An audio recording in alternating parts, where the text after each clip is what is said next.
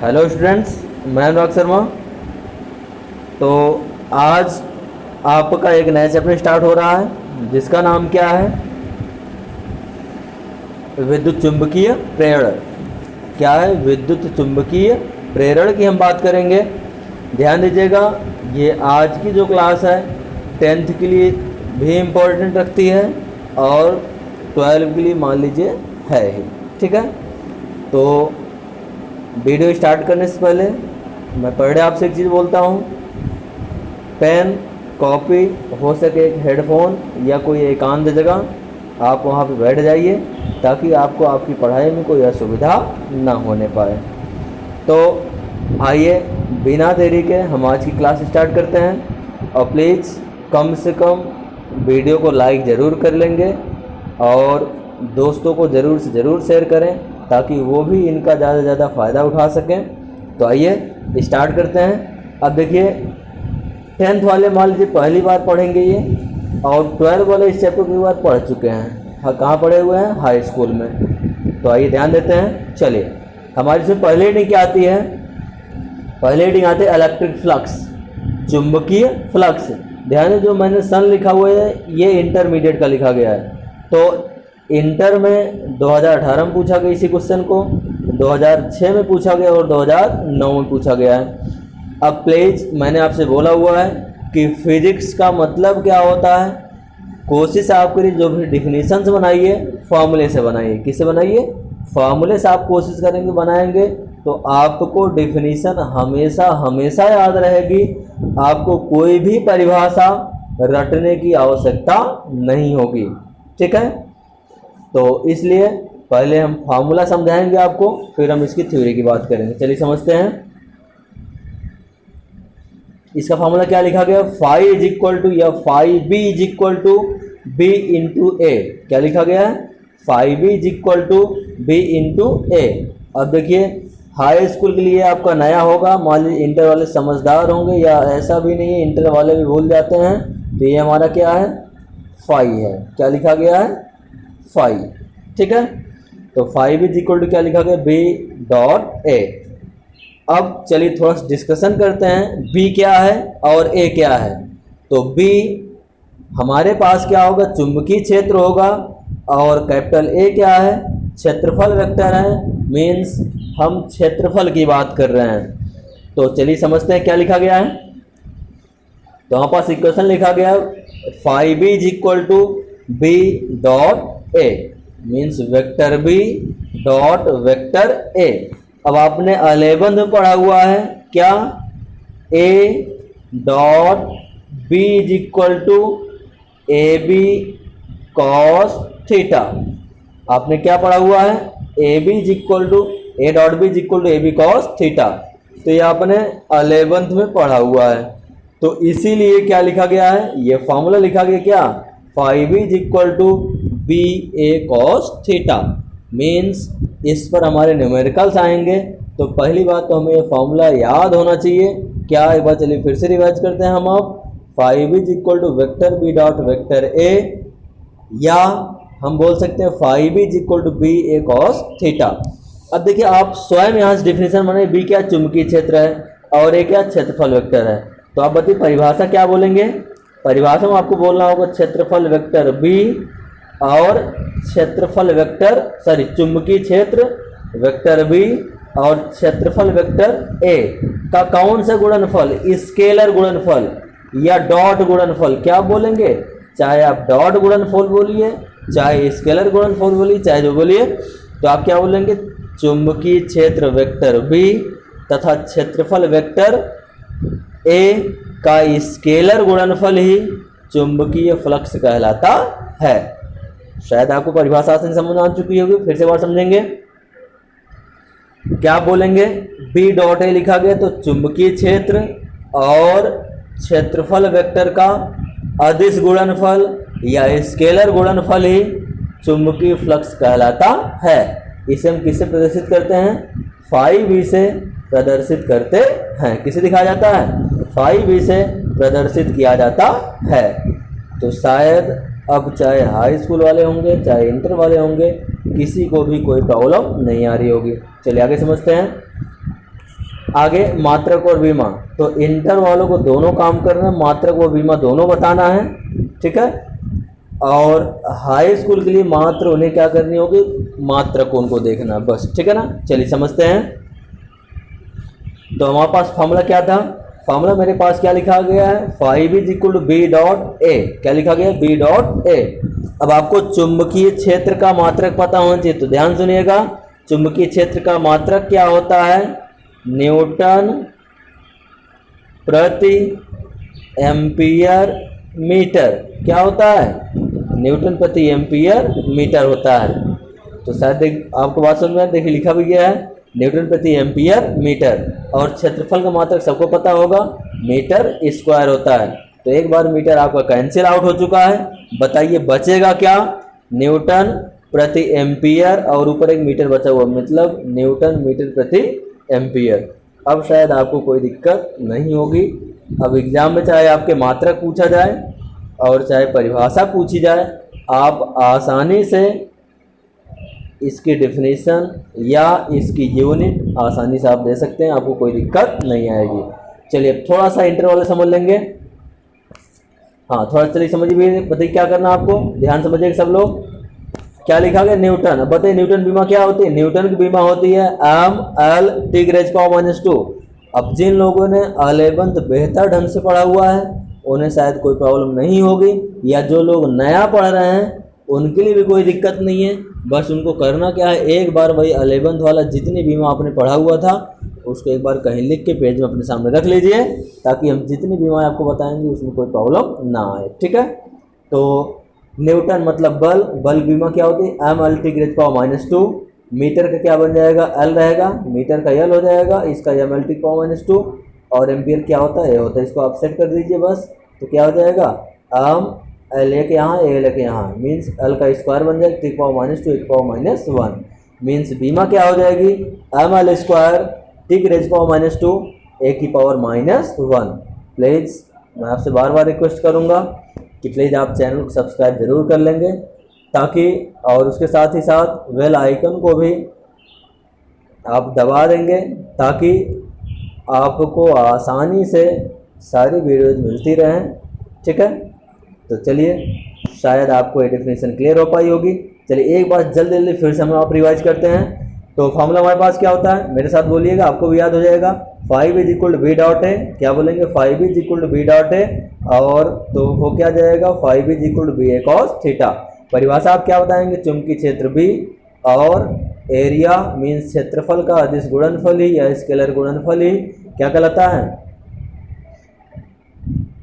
चुंबकीय फ्लक्स कहलाता है। इसे हम किससे दिखाते हैं, 5 से प्रदर्शित करते हैं। अगर मात्रक की बात करें तो मात्रक क्या होता है, न्यूटन मीटर प्रति एम्पियर। बीमा क्या होती है, mL² T⁻², (A⁻1). तो शायद अब आपको यहाँ तक कोई प्रॉब्लम नहीं आ रही होगी। चलिए हम आगे बढ़ते हैं। हम अब ध्यान दीजिएगा, ये हेडिंग हमारे लिए बहुत ज़्यादा इम्पोर्टेंस है, हाई स्कूल के लिए भी, इंटर के लिए भी। क्या है, विद्युत चुंबकीय प्रेरण संबंधी फैराडे का नियम।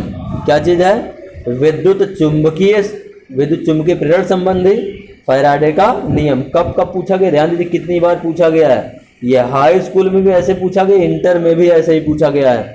8, 9, 11, 13, 15 और 17 मीन्स अब आप समझ लीजिए कितना इंपॉर्टेंट हमारे पास क्वेश्चन होगा ये। तो इसको आप ज़रूर से बेहतर ढंग से 1-2 बार मैं बोलूँगा आपसे। देखिए मैं लीड आपसे कहाँ बोल रहा हूँ लगाने के लिए ईयरफोन, ताकि आसानी से आप मेरी लैंग्वेज को 2 से 3 बार सुनिए, आपको वो लैंग्वेज आसानी से, मतलब परिभाषा आपको आसानी से याद हो जाएगी, बिना किसी हेजिटेशन के, बिना किसी प्रॉब्लम के, ठीक है। चलिए अब मेरे साथ आप भी चाहे बोलिए या पहले आप एक बार सुनिएगा। तो पहले एक लाइन समझ लीजिए, क्या कि विद्युत चुंबकीय प्रेरण संबंधी फैराडे ने कितने नियम दिए थे हमको, 2 नियम प्रस्तुत किए थे। हमको नहीं, अपनी किताब में विद्युत चुंबकीय प्रेरण संबंधी कितने नियम दिए गए थे, फैराडे ने 2 नियम प्रस्तुत किए हुए थे, जिसमें से हमारा पहला नियम आता है प्रथम नियम। अब प्लीज़ ध्यान से माता आप सुनिएगा, जब परिपथ से बद्ध किसी चुंबकीय फ्लक्स में परिवर्तन होता है तो एक विद्युत वाहक बल उत्पन्न हो जाता है, जिसे हम क्या कहते हैं, प्रेरित विद्युत वाहक बल कहते हैं।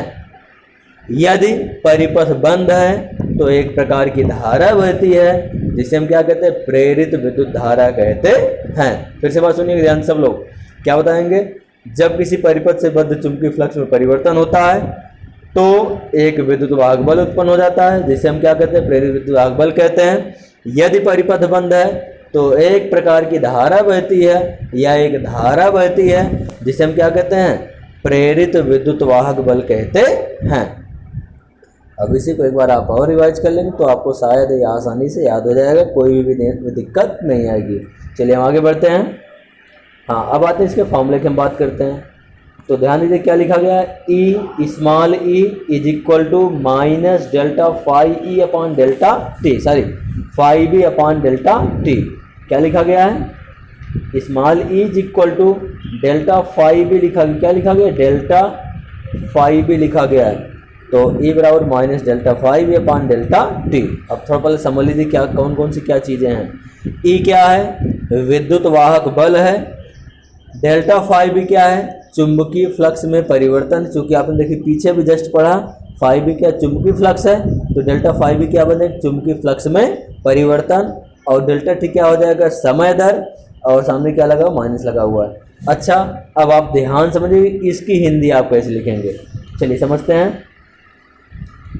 क्या लिखेंगे आप, विद्युत वाहक बल चुंबकीय फ्लक्स परिवर्तन की दर के, ध्यान समझिएगा, विद्युत वाहक बल चुंबकीय फ्लक्स में परिवर्तन की ऋणात्मक दर के, देखिए सामने नेगेटिव लगा हुआ है। फिर से बात सुनिए, क्या बोलेंगे, विद्युत वाहक बल चुंबकीय फ्लक्स के परिवर्तन की समय के ऋणात्मक दर के क्या होता है, बराबर होता है। अब आपको पता है यदि फेरों की संख्या क्या हो, कैपिटल एन हो। मैं किसी शादी विवाह फेरों की संख्या की बात नहीं कर रहा हूँ, ये हम बात करें कुंडली या पंखे में आपने देखा होगा क्या किया है, तो बाइंडिंग लगाई जाती है, मीन्स तार के फेरे बांधे जाते हैं, उनकी बात की जा रही है। यदि फेरों की संख्या कैपिटल एन हो तब हमारा यही फॉर्मूला क्या बन जाएगा, ई बराबर N times of means minus N times of delta phi B upon delta T. तो यही हमारा क्या actual derivation means actual formula है। अब ध्यान दीजिए इन पर न्यूमेरिकल्स बनते हैं, मैं इसलिए बार बार फॉर्मूले की कोशिश कर रहा हूँ। ये चीज़ें आपको रट लेनी है, समझ लीजिए, चाहे आप समझ के याद कर लीजिए चाहे जो आप करिए, लेकिन आपको याद होना चाहिए। न्यूमेरिकल हाई स्कूल के लिए भी इम्पोर्टेंट है, इंटर के लिए भी इम्पोर्टेंट है, तो इसीलिए दोनों को मेहनत करनी है। चलिए ध्यान दीजिएगा, अगर एग्जाम में फैराडे का नियम पहला नियम ना बोला है तो क्या बोल सकता है, न्यूमैन का नियम। तो न्यूमैन का नियम भी कौन सा वही है, फैराडे का पहला नियम क्या कहलाता है, न्यूमैन का नियम कहलाता है। तो शायद अब आपको पहला नियम आसानी से याद हो चुका होगा, कोई भी आपको दिक्कत नहीं आ रही होगी। मैं आपसे बार बार बोलता हूँ, अगर कोई प्रॉब्लम आती है प्लीज़ आप हमें कमेंट कर सकते हैं। चलिए अब आते हैं द्वितीय नियम, जिनको हम बोलते हैं लेंज का नियम। ध्यान दीजिए बहुत सरल है, बस अपने दिमाग में आप इतना रखिए, एक गांव की कहावत नहीं है क्या, जिस पतरी में खाते हैं उसी में छेद करते हैं। मीन्स जिस थाली में आदमी खा रहा है उसी थाली में छेद किया जा रहा है, ठीक है। वही किसका नियम, आपका लेंज का नियम है, ठीक है। चलिए हमारे साथ आप भी बोलिए परिभाषा, आप क्या बोलेंगे, किसी परिपथ में प्रेरित विद्युत वाहक बल अथवा प्रेरित विद्युत धारा की दिशा सदैव ऐसी होती है कि वह उस कारण का विरोध करता है जिससे वह स्वयं उत्पन्न होता है।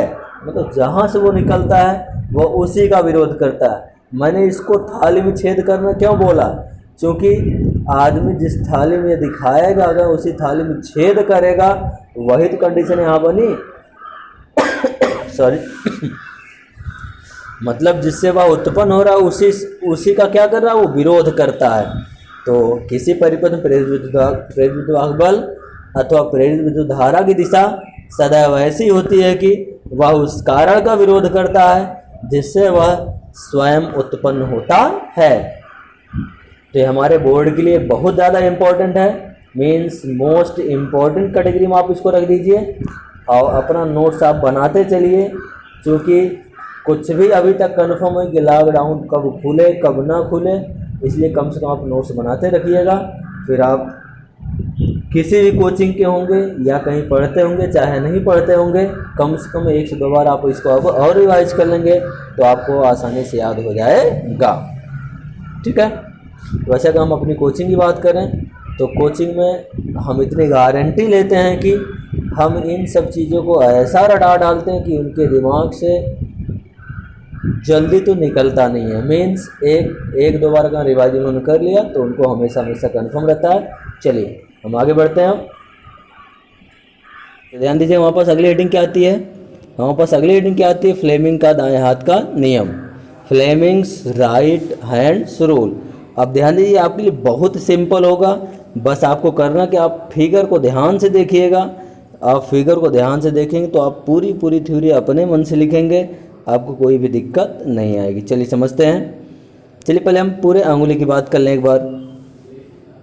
5 अंगुलियां हैं, 5 में किसका क्या क्या नाम होता है, ये आप अंगूठा हो जाएगा, ये तर्जनी, ये मध्यिका, ये अनामिका, ये क्या हो जाएगी कनिष्का। एक बार फिर से, अंगूठा, तर्जनी, मध्यिका, अनामिका और कनिष्का, ये हमारे पास 5 अंगुलियां होती हैं, जिनमें से हमारा यहाँ यूज कितने होंगे, 3 अंगुलियां यूज होंगी। चलिए समझते हैं। अब रूल्स को हम देखना स्टार्ट कर रहे हैं। ठीक है, चलिए समझते हैं हम क्या बताएंगे। यदि हम अपने दाएं हाथ के अंगूठे, तर्जनी और माध्यिका को एक दूसरे के लंबवत इस प्रकार से फैलाएं कि अंगूठा चालक पर लगने वाले बल की दिशा को, अंगूठा चालक पर लगने वाले बल की दिशा को, तर्जनी चुंबकीय क्षेत्र की दिशा को और माध्यिका प्रेरित धारा की दिशा को प्रदर्शित करे, तो यही किसका नियम होता है, फ्लेमिंग के दाएं हाथ का नियम होता है। शायद अब आपको ये परिभाषा याद हो चुकी होगी। तो स्टूडेंट्स आज के लिए इतना ही। आपको वीडियो कैसा लगा प्लीज़ आप हमें कमेंट करके बताएंगे। यदि वीडियो आपको पसंद आया है तो वीडियो को लाइक करें, दोस्तों को ज़रूर से ज़रूर शेयर करें और ऐसी वीडियोज पाने के लिए हमारे चैनल को सब्सक्राइब करें ताकि आप तक आसानी से सारी वीडियो पहुंच पाएँ। इसके बाद आज के लिए इतना ही। धन्यवाद।